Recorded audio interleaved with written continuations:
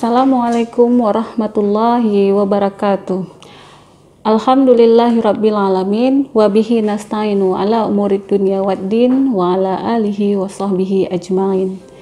Puji dan syukur selalu kita panjatkan kehadiran Allah Subhanahu wa taala, yang mana dengan kudrah dari Allah, nikmat dari Allah, kita dapat bertemu dalam acara ini. Salawat dan salam tidak lupa kita panjatkan kehadiran Allah Subhanahu wa taala, yang mana dengan adanya Nabi Muhammad SAW kita bisa hidup seperti saat ini, yang mana Nabi Muhammad selalu memuliakan wanita dan memuliakan umatnya. Pada hari ini, sahabat Yasa yang dirahmati Allah, saya akan membahas mengenai pendidikan anak dalam pandangan Islam. Kehadiran seorang anak dalam sebuah rumah tangga adalah menjadi generasi penerus bagi orang tuanya. Anak menjadi qurrata a'yun bagi setiap keluarga. Dalam sebuah riwayat, Nabi Muhammad SAW menyebutkan, kullu mauludin yuladu alal fitrah. Setiap anak yang dilahirkan itu dalam keadaan fitrah.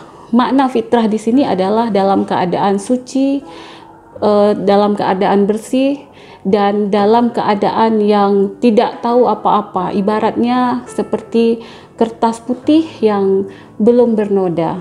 Jadi di dalam ayat ini juga Nabi Muhammad menyebutkan bahwa orang tualah yang menjadikan anaknya itu menjadi Majusi, menjadi Nasrani, dan menjadi yang lainnya.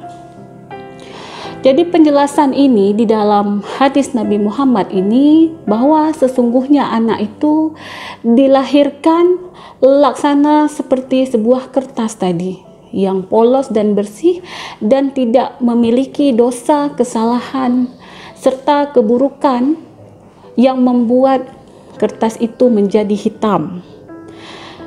Cara mendidik orang tua kepada anaknya membawa karakter yang berwarna bagi anak, baik itu anak berperangai buruk atau anak menjadi taat kepada orang tua dan anak mau berbakti kepada Allah Subhanahu wa taala.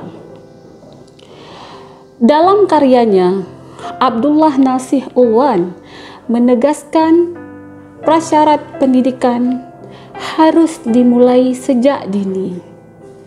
Usia sejak dini menjadi patokan bagi kita untuk mengajarkan anak-anak kita.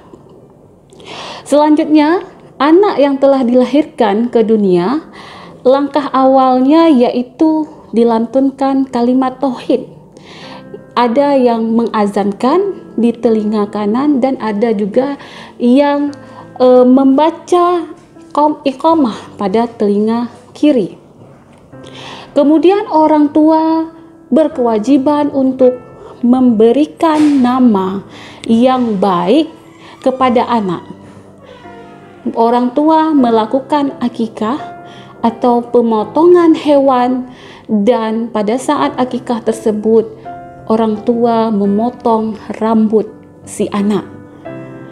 Dan bagi laki-laki ataupun perempuan ada dikhitan. Dan selanjutnya orang tua menyekolahkan anak. Kemudian kita berbicara masalah konsep pendidikan anak dalam Al-Quran. Konsep pendidikan anak di dalam Al-Quran adalah rencana yang dilakukan oleh seseorang pendidik atau oleh orang tua yang sengaja dilakukan secara sistematis dalam membina anak menjadi anak yang berakhlakul karimah. Kemudian timbul pertanyaan, apakah anak di dalam kandungan bisa dididik atau tidak? Jawabannya adalah anak di dalam kandungan berdasarkan hasil penelitian dapat dididik walaupun baru sebatas pendidikan secara tidak langsung atau disebut dengan indirect education. Bagaimana caranya? Caranya adalah pendidikan yang dilakukan oleh ibu yang mengandung dengan cara menjaga kesehatannya dengan nutrisi yang cukup, membiasakan perilaku yang akhlakul karimah, dan menjaga emosi dari si ibu tadi. Kemudian bagaimana cara mendidik anak menurut pandangan Islam? Ada beberapa cara dalam mendidik anak. Yang pertama, orang tua mengajarkan tauhid kepada si anak berdasarkan landasan Islam. Yang pertama diajarkan adalah bagaimana mengenal Tuhan. Paling sedikit adalah mengenalkan sifat-sifat 20 bagi si anak.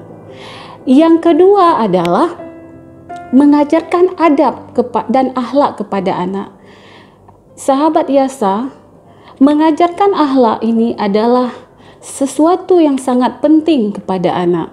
Karena pendidikan dalam keluarga merupakan pondasi awal bagi si anak. Lebih-lebih seorang ibu, karena ibu itu adalah al-madrasatul ula. Apa maknanya? Madrasah, pendidikan pertama bagi si anak adalah ibunya. Yang ketiga adalah bagaimana seorang orang tua itu mengajarkan ibadah kepada anak. Ibadah terbagi ke dalam dua. Ada ibadah mahdhah dan ada ibadah ghairu mahdhah. Artinya adalah ibadah mahdhah itu adalah ibadah-ibadah yang tertuang dalam Al-Quran. Terdapat dalam surat Al-Bayyinah ayat 1 sampai dengan 5. Ibadah itu merupakan kepatuhan seorang hamba kepada Tuhannya. Demikian sahabat Yasa, semoga ini bermanfaat untuk saya sendiri dan untuk Anda semua. Saya akhiri, wabillahi taufik wal hidayah. Assalamualaikum warahmatullahi wabarakatuh.